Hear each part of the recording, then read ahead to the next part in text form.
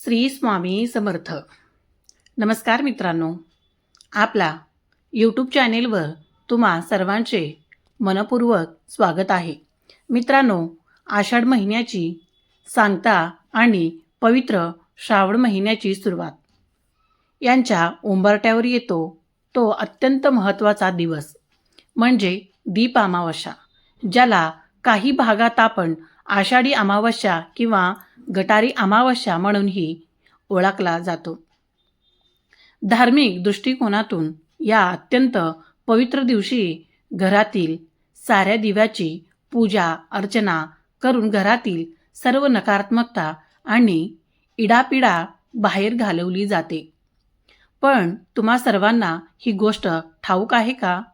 ही दीप अमावस्या आपल्या पूर्वजांना म्हणजेच पितृदेवतांना अत्यंत प्रिय आणि समर्पित मानली गेली आहे. असे शास्त्रात सांगितले आहे की या दिवशी आपल्या घराला लागलेला 3 पिढ्यांचा पितृदोष, घरातील वायफळ येणारे वादविवाद, मुलांच्या प्रगतीतील अडथळे, वैवाहिक आयुष्यातील समस्या आणि सततचे आजारपण दूर करण्यासाठी हा अतिशय दुर्मिळ आणि शुभयोग आहे. जर तुमच्याही घरात सतत काही ना काही अडचण येत असतील, हातात पैसे टिकत नसेल किंवा कामात यश मिळत नसेल, तर या दिवशी दीप अमावस्याला हा एक दिवा नक्की प्रज्वलित करा. पितृदेव प्रसन्न होऊन तुम्हाला असा आशीर्वाद देतील की घरातील संपूर्ण दारिद्र्य नष्ट करून क्षणात नकारात्मकता नष्ट होईल. हा उपाय नेमका कसा करायचा, दिवा कोठे आणि कसा लावायचा याविषयीची अत्यंत सोपी आणि शास्त्रोक्त माहिती आजच्या या व्हिडिओमध्ये मी तुम्हाला देणार आहे. त्यामुळे हा व्हिडिओ शेवटपर्यंत नक्की पहा. व्हिडिओमध्ये पुढे जाण्यापूर्वी आपल्याला चॅनलला लाईक करा, शेअर करा, सबस्क्राईब नक्की करा आणि कमेंट बॉक्समध्ये श्री स्वामी समर्थ, ओम नमः शिवाय, ओम नमो भगवते वासुदेवाय लिहायला अजिबात विसरू नका. आषाढी अमावस्येला धार्मिक दृष्टीने अथांग महत्त्व आहे. या दिवशी दिव्याची पूजा केली जाते. आपल्या घरामध्ये जितके देव आहेत ते सर्व देव स्वच्छ धुवून वाळवून त्यानंतर एका पाटावर मांडून त्याचे विधिवत पूजा केली जाते, ज्यामुळे आपल्याला संपूर्ण घरामध्ये सुखशांती नांदते. आपल्या घरातील नकारात्मक ऊर्जा समूळ नष्ट करण्यासाठी या दिवशी दिव्याचे पूजन केले जाते. ही अमावस्या पितरांना देखील समर्पित मानले जाते. म्हणूनच पितरांच्या कृपा आशीर्वादासाठी आणि त्यांना प्रसन्न करण्यासाठी या दिवशी दानधर्माला देखील विशेष महत्त्व दिले गेले आहे. अशा संपतानाही अमावस्या येते आणि यानंतर मंगलमय श्रावण महिना सुरू होतो. धार्मिक मान्यतेनुसार आषाढ दीप अमावस्या अत्यंत महत्त्वाचा दिवस मानला जातो. महत्त्वाचा दिवस असल्याने केलेले उपाय आणि सेवा याचे निश्चितच 100 पटीने फळ मिळते. घरातील सर्व दारिद्र्य आणि इडापिडा दूर होते. तुम्हाला कुठला नजरदोष असेल तर तोही निघून जातो. म्हणून या पवित्र दिवशी हे अत्यंत साधे सोपे आणि घरगुती उपाय तुम्ही नक्की करून पहा.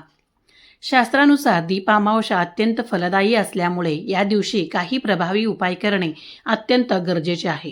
येणाऱ्या या दीप अमावस्याला काही मोठे केले नाही तरी चालेल, पण पितरांसाठी इथे नक्की एक दिवा लावा. पितृ तृप्त होऊन तुम्हाला असा आशीर्वाद देतील की तुमच्या सर्व मनोकामना पूर्ण होतील आणि तुमच्यावर कुठल्याही संकट येणार नाही. पितृदेवतांच्या पाठिंबामुळे घरातील आजारपण दूर पडेल व सर्व समस्या कायमच्या मिटतील. घराचे, मुलाची आणि पतीची उत्तम प्रगती होईल. हा प्रभावी उपाय आपल्याला दीप अमावस्याच्या दिवशी करायचा आहे. दीप अमावस्याच्या दिवशी हा उपाय तुम्ही सकाळी केला तरीही चालेल किंवा संध्याकाळीही केला तरीही चालेल. जेव्हा तुम्हाला वेळ मिळेल तेव्हा पितरांसाठी हा एक दिवा आवर्जून प्रज्वलित करा. दीप अमावस्या ही पितृदेवतांना समर्पित असते. या दिवशी पितृदेव मृत्यूलोकातून पृथ्वीलोकात येत असतात.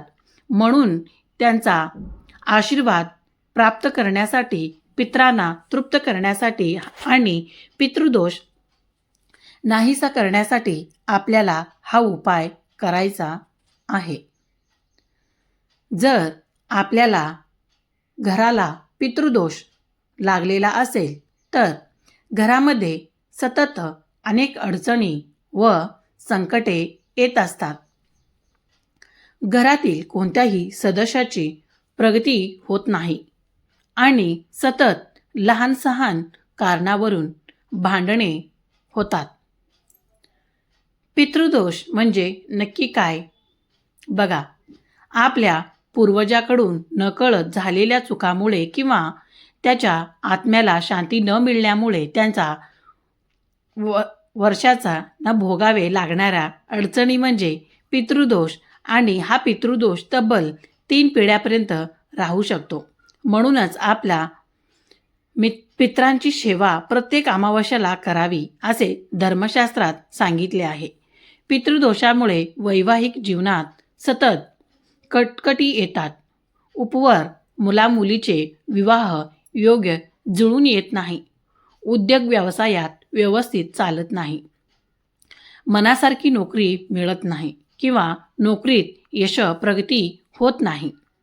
सततचे आजारपण, हातात पैसे न टिकणे, आर्थिक नुकसान होणे आणि मनात सतत नकारात्मक विचार येणे हे सर्व पितृदोषाचे संकेत आहेत. दिव्याची तयारी व कृती. म्हणूनच आपल्याला या दीप अमावस्याला पितरांसाठी हा दिवा लावायचा आहे. दिव्याला प्रकाशाचे प्रतीक मानले जाते. पितरांच्या स्मरणार्थ आपण जर दिवा लावला तर आपल्याला आयुष्यातील सर्व अंधार आणि अडचणी दूर होतात. वेळ. जर तुम्ही हा उपाय सकाळी करणार असाल तर सकाळी 12 वाजेच्या आत करा आणि संध्याकाळी करणार असाल तर 5:30-6 नंतर रात्री 12 वाजेपर्यंत कधीही करू शकता. साहित्य. तुम्हाला एक स्वच्छ मातीची पणती घ्यायची आहे. ते कुठेही तुटलेली नसावी. तुम्ही कणकेचा म्हणजे गव्हाच्या पिठाचा दिवा केला तर अजूनच उत्तम. वात व तेल.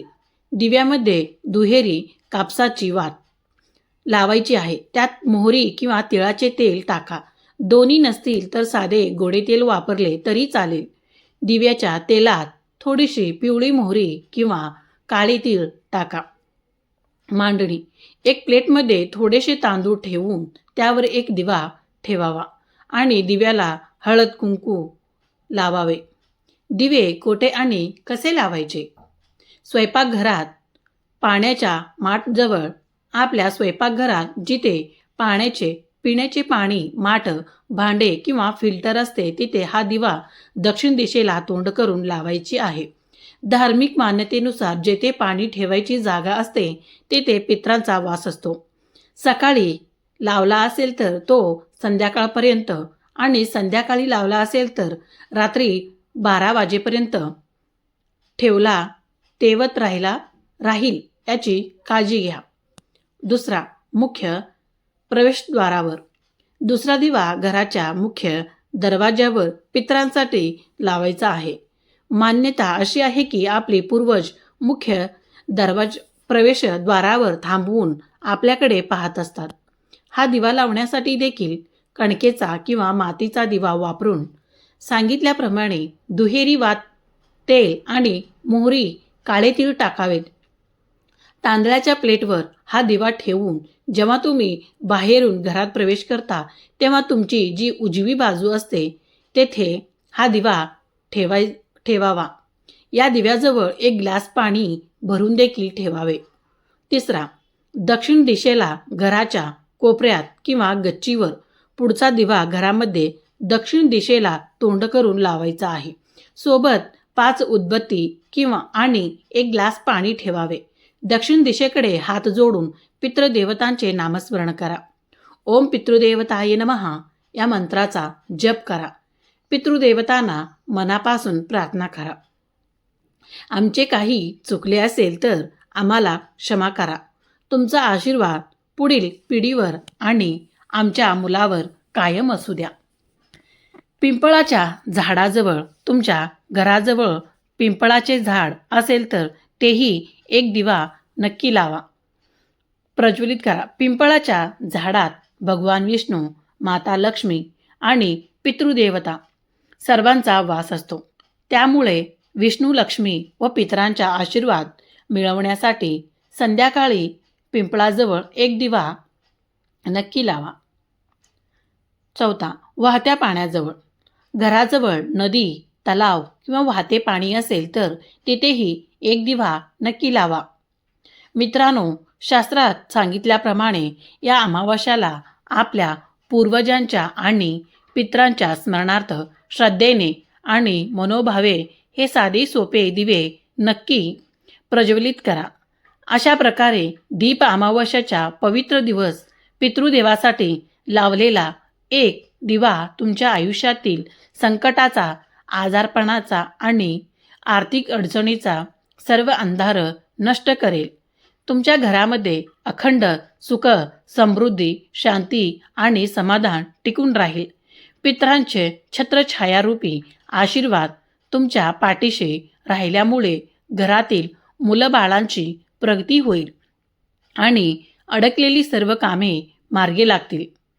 त्यामुळे या आषाढ दीप अमावास्याला हा अतिशय सोपा आणि अत्यंत फलदायी उपाय जरूर आवर्जून करून पहा.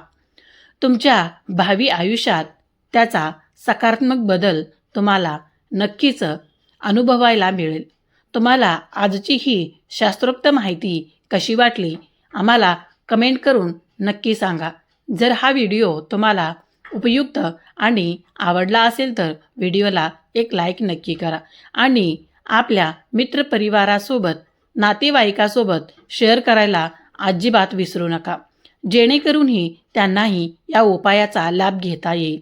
आपल्या चॅनेलवर जर तुम्ही पहिल्यांदाच आला असाल किंवा अजूनही चॅनेलला सबस्क्राईब केला नसेल तर खाली दिलेला सबस्क्राईब बटनवर क्लिक करा आणि शेजारी बेल आयकॉनला ऑलवर सेट करा, जेणेकरून येणाऱ्या अशाच धार्मिक आणि भक्तिमय व्हिडिओचे नोटिफिकेशन तुम्हाला सर्वात आधी मिळेल.